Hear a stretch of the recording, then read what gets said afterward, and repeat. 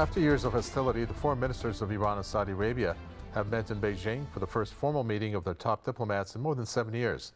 This came after China brokered a deal to restore relations between the top regional powers. How significant is Iran and Saudi Arabia ending their diplomatic rift? What message does this send to the U.S., or Israel for that matter, who wanted to normalize ties with Saudi Arabia? Isn't that a defeat for both countries?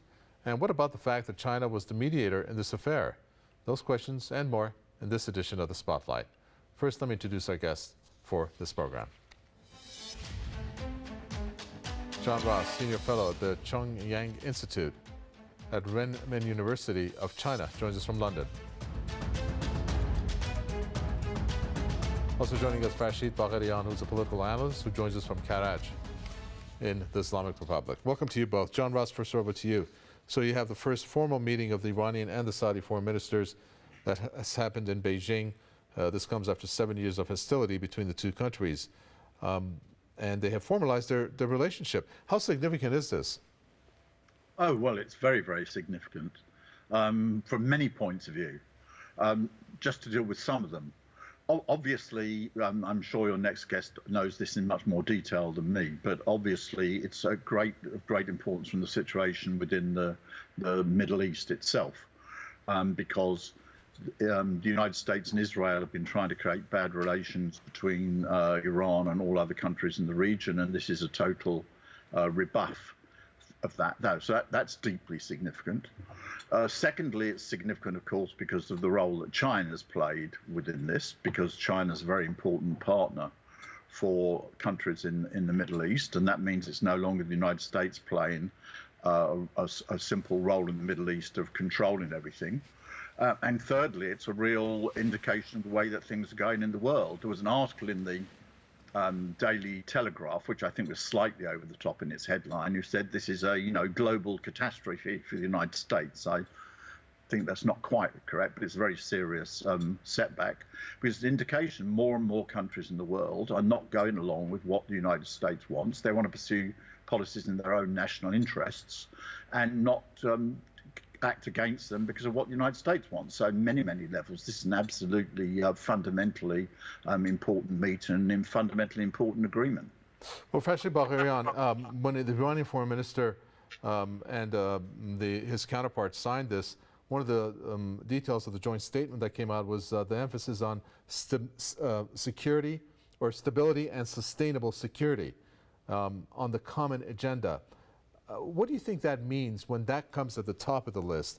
Is that pretty much a signal to the fact that both perhaps agree that the U.S. or any other foreign country should really leave that region and leave the security to regional countries, in this case Iran and Saudi Arabia? Okay, thank you. And regards to the guest, I fully agree with our guest from London. The fact is, I don't believe that this is restoring of the relationship. This is a new era. This is a new order in the Middle East. And we are not denying any presence of the other countries in this region. But as you see, two rivals, I mean, two states as rivals by means of oil producing, by means of the ideology, by means of many other items, right now, with China brokered or China mediation, right now, as the Samuel Huntington in 1994 wrote in his book, that two Muslim top seed in the region will be, for example, come to an agreement with the Buddhist ideology. This is the fact that right now we are facing, we can smell the new fragrance of the new era, a new order in the Middle East. First. Second, the presence of the China in the Middle East started with peace, started with negotiation, started with agreement, not the war. So it means that right now the region countries, states are fading off from the war, especially with the West countries such as Anglo-American, Anglo-Saxon countries. And this new era and this new order of the Middle East is along with itself is bringing stabilization, peace, shifting of the paradigm of the war to peace. and the common interest instead of the common, concerns. This is the fact right now. Iran and Saudi Arabia, by the help and the broking of the China, is coming to an agreement for mutual interest, not mutual concern. Okay, for the first question. All right, let's move to what China has said, John Ross, and I'd like to find out from you whether you agree if this is in line with what Iran and Saudi Arabia have actually said. The Chinese foreign minister has said that Beijing supports countries in West Asia in upholding their strategic independence, getting rid of external interference, and then keeping the region's future in their own hands. Isn't that a direct, I guess, reference to the United States? Well, yes, it is, but I mean, it also reflects the general politics, not just against the United States. It's in favour of something positive. I mean, let's take the most extreme contrasts. In Europe, the United States has plunged the continent into chaos. We have a terrible situation in Europe. We've got the highest inflation for 40 years, the slowest growth for 40 years, and a major war going on. You can't get much worse than that since World War II since World War II. Why? Because the countries have followed the United States in the expansion of NATO into Eastern Europe, and it's created a total mess.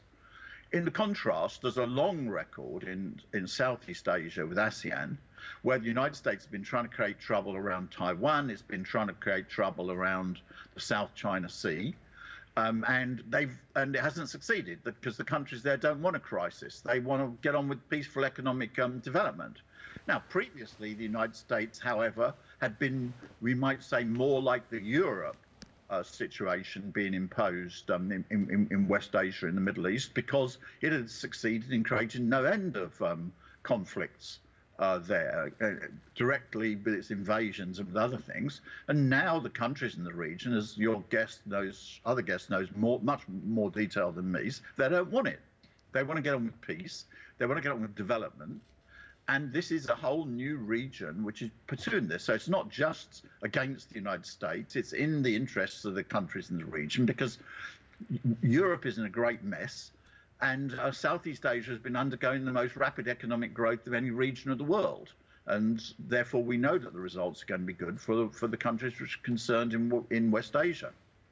So, Mr. Bagherian, when you take a look at how some of these headlines have been running, it's very interesting to see how that they're not so much focused on the normalization of the ties, diplomatic ties between Iran and Saudi Arabia, but how the two biggest losers of this are the U.S. and Israel. So let me ask you first, in what ways has this been a losing matter for the U.S.? How does it reflect the U.S. Losing out on this? Great. Regarding the Israel, I believe that the first number of losers is Israel itself. But for the United States, we have another point of view. First of all, I believe that Mr. Biden or his administration gave green light to Saudi Arabia to sign an agreement with Iran, because the capital of the Aramco company is not in Saudi Arabian banks. This is in United States banks. And the 10%, I think the 10% sold out to Chinese state, and instead of that, Saudi Arabia sold about 10% of the biggest petrochemical company of the China, state company of China. It means that right now everything seems that to be an economical relationship, but in a new era, after the new era, definitely. The second loser would be the United States itself, but not right now, because Mr. Biden has needs new packages for his election campaign for the Democrats. Right now, the green light by the United States, especially what Mr. Biden gave to the to Saudi Arabia for signing this agreement. But after a moment, if you can see, the Abraham Agreement or Abraham Pact in the region come to an hazard, especially with Egypt, especially with the Saudi Arabia, because Israel itself does not like any calmness or any peace or any stable situation status in the region. You can see the status and nowadays, I mean, turmoils in the Israel government, especially in the road, in the domestic situation. So I consider that in the coming days we can face some kind of the attack, some kind of the agitation, some kind of the many other, events that are not conforming with the peace process in the region by Israel itself. But for the losing of the United States that you mentioned in your question, right now, this is the economic problem. But in nowadays, after the Mr. Xi elected for the third time for the, president of the China, he ordered to remodernization of military.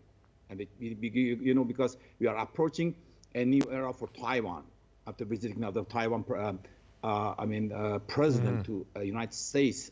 It gave very bad situation to the relationship between China and the United States. It means that we are approaching a new era, but not in these days, but for the coming months, to a military action, especially in the region by means of the strategic ties with Iran, strategic ties with the Saudi Arabia. Okay, thank you. All right, let's move on to the reasons for Israel, as the way the news has covered this, John Ross, that it was a defeat for it. I think one of the best statements that came, if you agree with it, that point of view, was from the opposition leader, Naftali Bennett, who said the Saudi-Iran deal was a failure of Israeli efforts to build anti-Tehran coalition, because the restoration of relations between the Saudis and Iran is a serious and dangerous development for Israel that represents an Iranian diplomatic victory.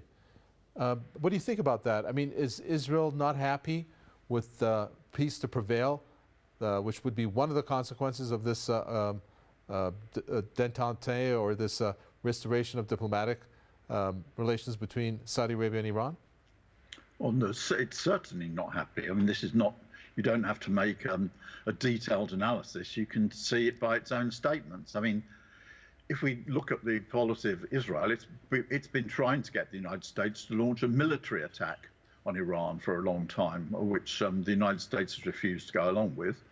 And the policy of Israel in the region has always been that it wants the maximum tension, because Israel's doing nothing for the region economically. It's destabilizing the region.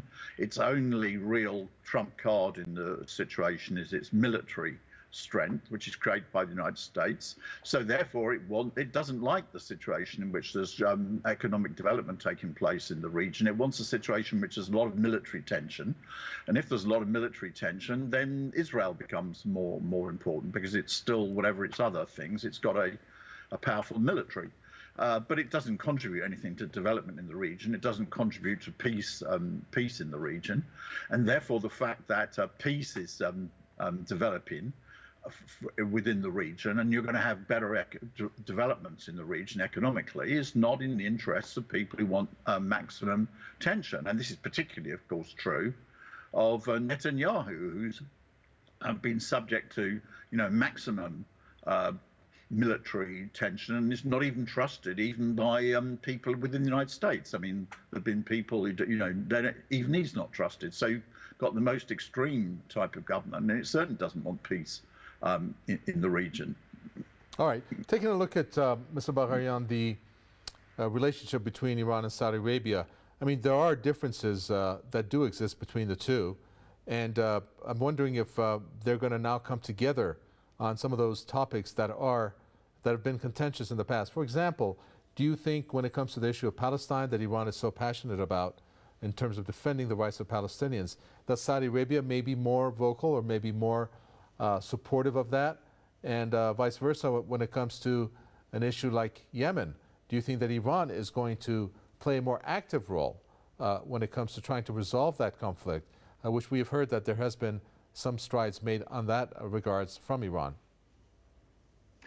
For the Yemen, is done already. I can say that it's done already, because United States, Saudi Arabia, Iran, and China has already come to an agreement for for ending the agitation or the escalation of the Yemen already, because because in the initiative of the Mr. Xi regarding the One Belt and One Road, I mean that it consists of the huge figures like 1.6 trillion dollar and involves 76 states in the world. It means that the Bab el-Mandab region and the maritime and sea transportation and safe sea transportation is needed for the China for developing its initiative.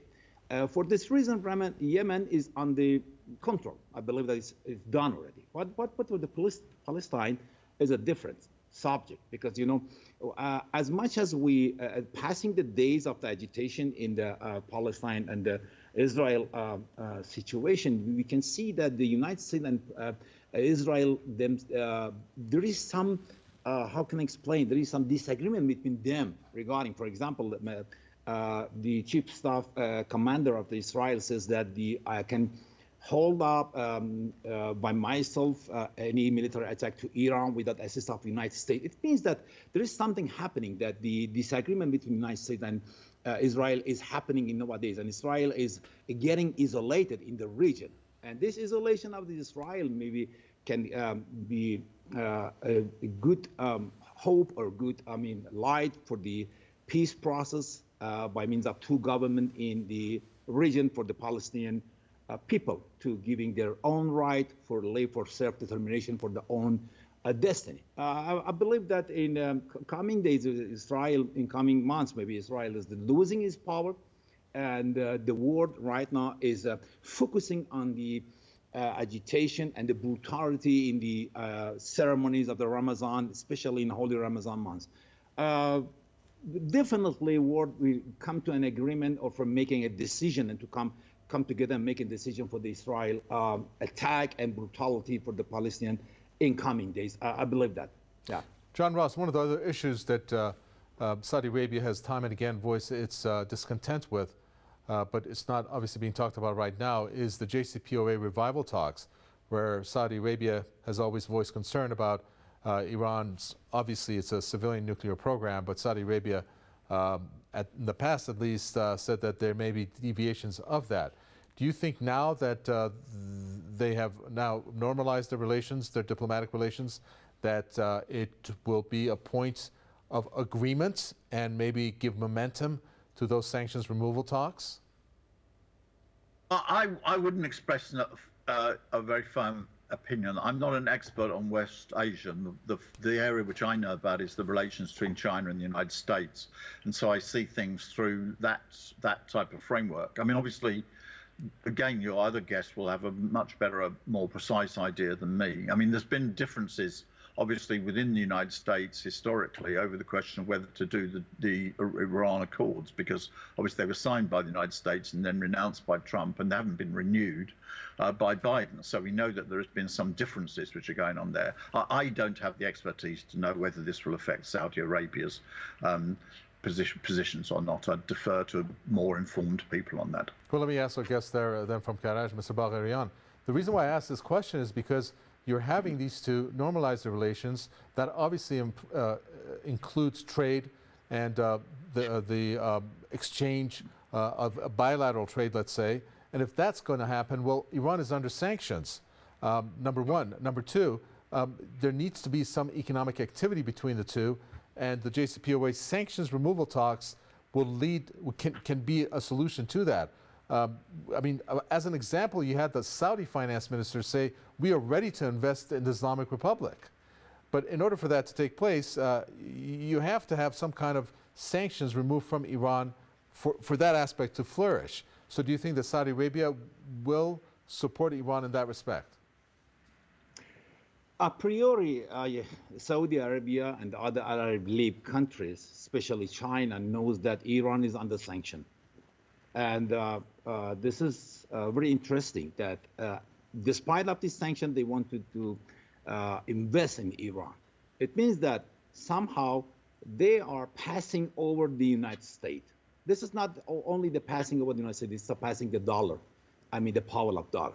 So, Iran, Saudi Arabia, China, and the other maybe Arab countries will get involved in their business by their own currency. And this is a very important thing that. But it will definitely make United States more rival to the region. And maybe we are facing a new era with a war, a new war, maybe third world war in the region, especially in the Middle East. But the fact is, as I said in my first words, that this is right now an economic agreement between these two mentioned countries.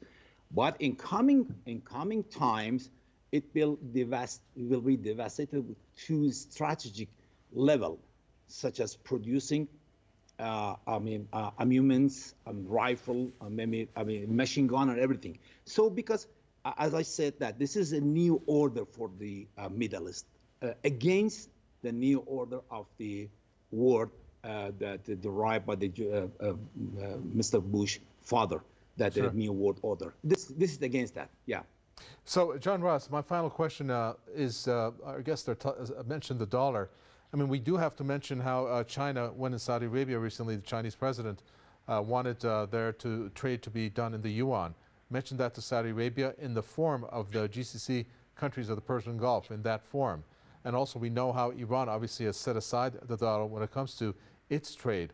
Are we looking at, for example, Saudi Arabia wanting to join the SCO, Saudi Arabia wanting to join the BRICS nation? These are things that Iran, not only as a member of the SCO, but has applied for membership for the BRICS nation, shows that Saudi Arabia and Iran are in line in that regards. And as our guest there said, they want to maybe would not be, well, Saudi Arabia in particular, not be in the U.S.'s sphere as much as in the past. Well, they're two slightly different things. The SCO is one of the most successful regional agreements in the world, which has been spreading and is established in a region in which we've had considerable instability, of course, for example, particularly in Afghanistan. And you've had even small border clashes between India and China, which are not wars, but they are clashes. And the SCO has succeeded in bringing together all the countries in the region and avoiding any major disturbances. Iran's a member. I have read reports that Saudi Arabia would like to be a member. I'm sure that Saudi Arabia wants good relations with the SCO. As regards the question of BRICS, yes, this is becoming much more economically important, and it's become revitalized rather by the election of President Lula in Brazil, because the former President Bolsonaro didn't really want to develop BRICS. He couldn't leave BRICS because China is Brazil's largest trade partner, and the economy of Brazil would suffer grave damage if it had bad relations with China, but he wasn't very keen on it. On the contrary, now President Lula is very keen on strengthening BRICS. He's going to be visiting China himself very soon, and BRICS is going to be given more dynamism. I think it's very possible that Saudi Arabia will be interested in that. Thank you. Unfortunately, we're fresh out of time, but thank you, John Ross, Senior Fellow, Chonggang Institute, Renmin University of China. Farshid Bagherian, political analyst from Karaj in the Islamic Republic. Thank you. With that, we come to an end for this edition of The Spotlight. From Mikhail Tagway and the team is goodbye.